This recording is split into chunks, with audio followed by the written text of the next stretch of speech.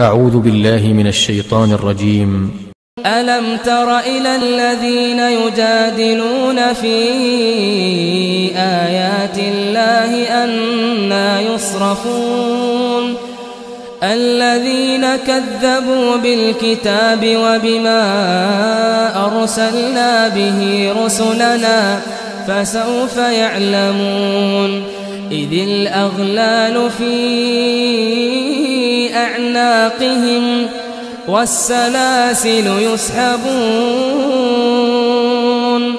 إذ الأغلال في أعناقهم والسلاسل يسحبون في الحميم ثم في النار يسجرون ثم قيل لهم أين ما كنتم تشركون من دون الله قالوا ضلوا عنا بل لم نكن ندعو من قبل شيئا كذلك يضل الله الكافرين ذلكم بما كنتم تفرحون في الأرض بغير الحق وبما كنتم تمرحون ادخلوا أبواب جهنم خالدين فيها فبئس مثوى المتكبرين فاصبر إن وعد الله حق فإما نرينك بعض الذي نعدهم أو نتوفينك فإلينا يرجعون ولقد أرسلنا رسلا من قبلك منهم من قصصنا عليك ومنهم من لم نقصص عليك وما كان لرسول أن يأتي بآية إلا بإذن الله فإذا جاء أمر الله قضي بالحق وخسر هنالك المبطلون الله الذي جعل لكم الأنعام لتركبوا منها ومنها تأكلون ولكم فيها منافع ولتبلغوا عليها حاجة في صدوركم وعليها وعلى الفلك تحملون ويريكم آياته فأي آيات الله تنكرون أفلم يسيروا في الأرض فينظروا كيف كان عاقبة الذين من قبلهم كانوا أكثر منهم وأشد قوة وآثارا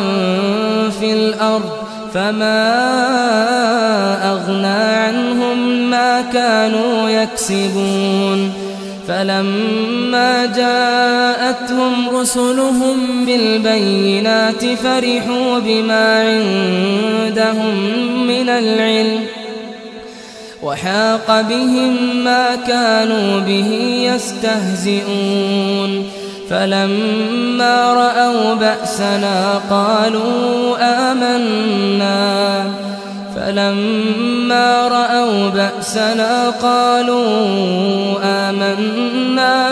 بالله وحده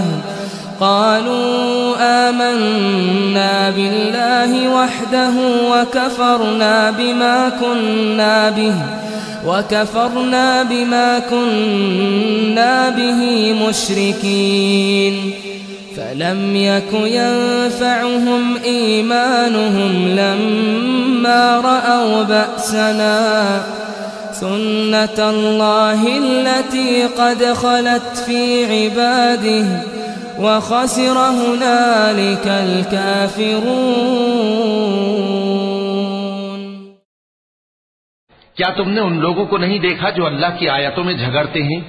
ये कहां से फेरे जाते हैं?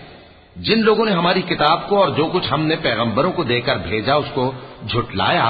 वो अनकरीब मालूम कर लेंगे जबकि उनकी गर्दनों में तौक और जंजीरें होंगी, वो घसीटे जाएंगे यानी खौलते हुए पानी में, फिर आग में झोंक दिए जाएंगे। پھر ان سے کہا جائے گا کہ وہ کہاں ہیں جن کو تم اللہ کے شریک بناتے تھے، یعنی غیر اللہ؟ کہیں گے وہ تو ہم سے جاتے رہے، بلکہ ہم تو پہلے کسی چیز کو پکارتے ہی نہیں تھے۔ اسی طرح اللہ کافروں کو گمراہ رہنے دیتا ہے، یہ اس کا بدلہ ہے کہ تم زمین میں ناحق خوش ہوا کرتے تھے اور اس وجہ سے کہ اترایا کرتے تھے۔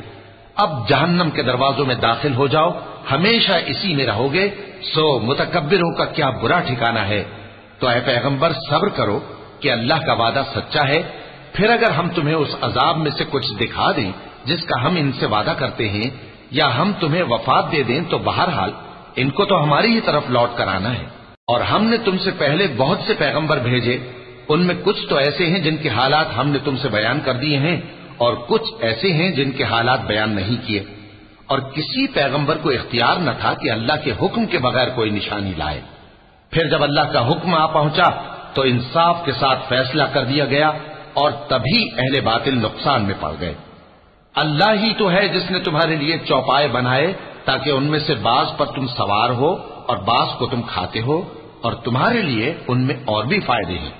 اور اس لیے بھی کہ اگر کہیں جانے کی تمہارے دلوں میں خواہش ہو تو ان پر چڑھ کر وہاں پہنچ جاؤ، اور ان پر اور کشتیوں پر تم سوار ہوتے ہو، اور وہ تمہیں اپنی نشانیاں دکھاتا رہتا ہے، سو تم اللہ کی کن کن نشانیوں کو نہ مانو گے؟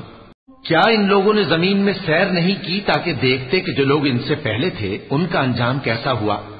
حالانکہ وہ ان سے کہیں زیادہ اور طاقتور اور زمین میں نشانات بنانے کے اعتبار سے بہت بڑھ کر تھے، تو جو کچھ وہ کرتے تھے وہ ان کے کچھ کام نہ آیا۔ اور جب ان کے پیغمبر ان کے پاس کھلی نشانیاں لے کر آئے تو جو علم اپنے خیال میں ان کے پاس تھا اس پر اترانے لگے، اور جس چیز سے تمسخر کیا کرتے تھے اس نے ان کو آ گھیرا۔ پھر جب انہوں نے ہمارا عذاب دیکھ لیا تو کہنے لگے کہ ہم ایک اللہ پر ایمان لائے، اور جس چیز کو ہم اس کا شریک بناتے تھے اس سے منکر ہو گئے۔ پھر جب وہ ہمارا عذاب دیکھ چکے اس وقت ان کے ایمان نے ان کو کچھ بھی فائدہ نہ دیا۔ یہ اللہ کی عادت ہے جو اس کے بندوں کے بارے میں چلی آتی ہے، اور وہاں کافر گھاٹے میں رہ گئے۔